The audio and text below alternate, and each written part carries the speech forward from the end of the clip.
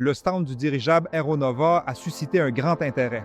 Les gens viennent sans arrêt, posent des questions. Parfois, il est tout simplement impossible de s'asseoir une minute. L'intérêt pour notre équipe est vraiment énorme. Je diviserai ceux qui s'approchent en plusieurs catégories. La catégorie la plus simple, ce sont les gens qui sont tout simplement étonnés de découvrir que les dirigeables sont recherchés, qu'on en construit et qu'il existe des entreprises qui se consacrent à la création de dirigeables. Ils posent simplement des questions sur les domaines dans lesquels nous comptons les utiliser, à quoi ils servent.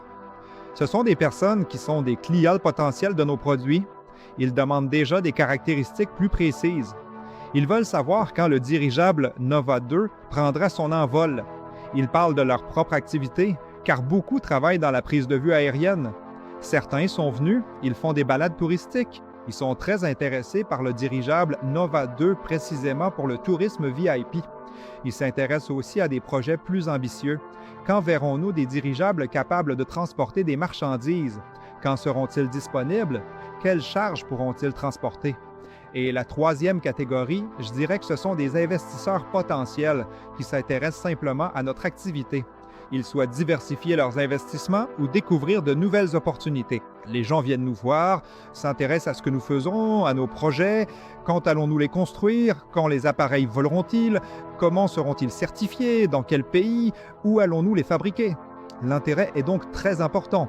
Si l'on regarde ces trois catégories, ce sont bien sûr les investisseurs qui nous intéressent en priorité, car nous devons réunir suffisamment de fonds pour réaliser nos projets et faire voler ces dirigeables. Ensuite, une fois que les dirigeables seront construits, qui voleront, que nous commencerons le processus de certification, et mieux encore, lorsque l'exploitation expérimentale débutera, il faudra alors discuter avec ceux qui s'intéressent à ces dirigeables en tant que consommateurs, ceux qui en ont besoin, qui souhaitent les intégrer dans leurs modèles économiques, dans leurs plans d'affaires, qui veulent les utiliser pour leurs propres objectifs. Nous allons probablement modifier un peu le concept du dirigeable Nova 2, car nous voulions d'abord faire voler la version sans pilote. Nous pensions que, précisément en tant que démonstrateur des capacités de transport du dirigeable, la version sans pilote du Nova 2 serait la plus demandée. Mais, à notre grande surprise, la majorité des gens s'intéressaient surtout à la version pilotée, notamment pour le tourisme VIP, les balades, les excursions panoramiques aériennes. Nous verrons sans doute cela à notre retour à Moscou. Peut-être que nous allons un peu modifier nos plans et que la version pilotée sortira en premier. Moi, nous avons bien sûr fait le tour avec attention, observé ce qui était présenté ici, quelles opportunités intéressantes il y avait. J'évalue les stands non pas du point de vue de l'intérêt, mais de l'utilité en général, ce qui pourrait être appliqué à nos projets ou quelles possibilités de collaboration existent. Et d'ailleurs, les projets les plus étonnants sont justement présentés ici. Nous sommes actuellement dans la zone des startups et c'est ici que les projets les plus surprenants ont été exposés. Juste en face de nous, il y avait une équipe venue du Canada qui prévoit, croyez-le ou non, de coloniser la Lune. Oui, la colonisation de la Lune. Et nous avons commencé à discuter avec eux, à évoquer différentes possibilités. Il s'est avéré qu'ils avaient besoin de modules d'habitation gonflables, car ils ont tout un projet de ville sur la Lune qu'ils imaginent déjà. Mais ils comptent les fabriquer par impression 3D, en fritant la poussière lunaire, le régolithe au laser. Mais il faut bien commencer quelque part. Autrement dit, les premiers arrivants sur la Lune devront bien vivre quelque part en attendant que de vraies villes soient construites. C'est pourquoi ils se sont montrés très intéressés par la possibilité de créer des modules gonflables dans lesquels vivraient les pionniers. Nous avons eu d'excellents contacts avec une entreprise serbe. J'ai été surpris d'apprendre que les Serbes développent eux aussi des moteurs assez sophistiqués. Et il y avait là un moteur qui nous intéressait particulièrement. Un moteur à turbine à gaz doté d'un bon réducteur, ce qui permet d'utiliser une hélice de grande taille, un point crucial pour les dirigeables à faible vitesse. Ceux qui s'y connaissent un peu en technique savent que plus un aéronef vole lentement, plus l'hélice doit être de grand diamètre et tourner lentement pour obtenir un rendement élevé. C'est pourquoi ce projet nous a également intéressés. Il s'agit d'un moteur de 200 kW.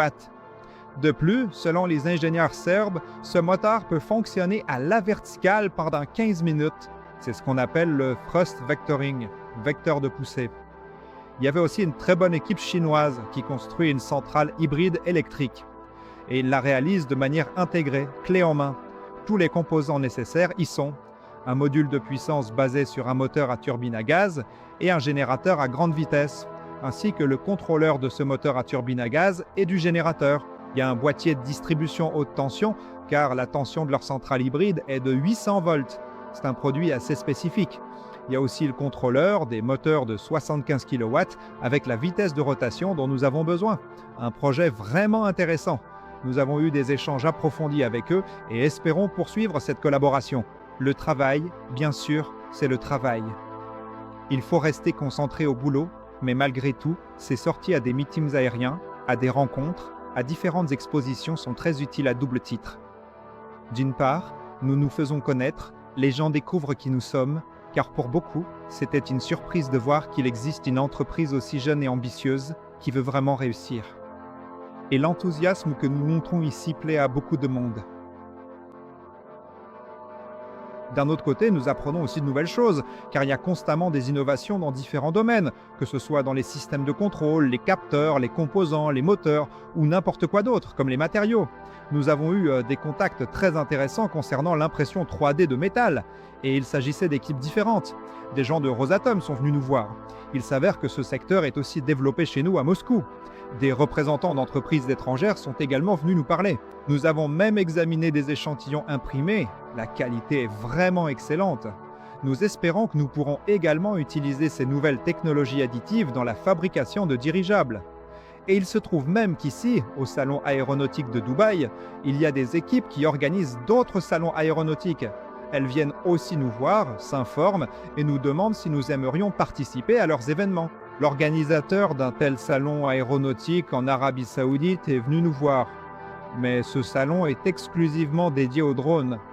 Il nous a parlé de la dynamique de développement de leur salon consacré aux drones, ainsi que des contacts possibles avec le gouvernement saoudien, qui s'intéresse lui aussi au développement de ce secteur technologique. Donc tout cela est aussi très utile. Souhaitons-nous à tous que ce que nous avons imaginé se réalise, que nous puissions le voir voler dans les airs le plus vite possible. C'est la seule chose à laquelle nous devons penser, vers laquelle nous devons tendre, à laquelle nous devons rêver, sur laquelle nous devons travailler. Bonne chance à tous.